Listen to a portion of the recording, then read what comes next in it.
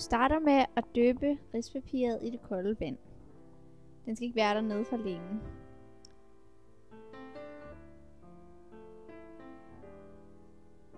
Bagefter tager du den op igen og lægger den over på tallerkenen, så den lige kan blive blød. Nu kan du putte alt det grøntsagsfyld på, som du vil.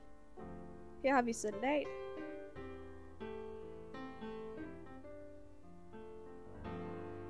basilikum,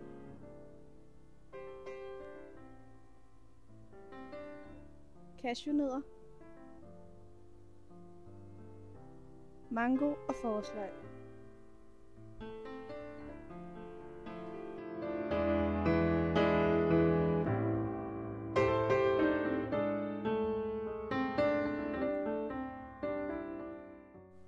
Nu er det tid til at folde rullen sammen.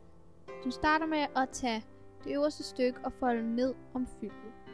Og det er rimelig vigtigt, at fyldet sådan kommer helt ind under rispapirsrullen. Bagefter så tager du enderne og bukker dem ind over.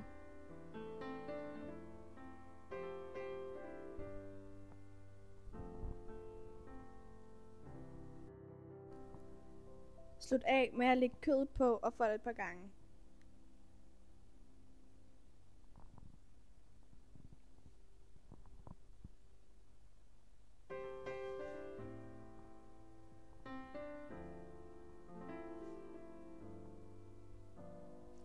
Nu har du en lækker risrulle, du kan dyppe i chilisauce og soja.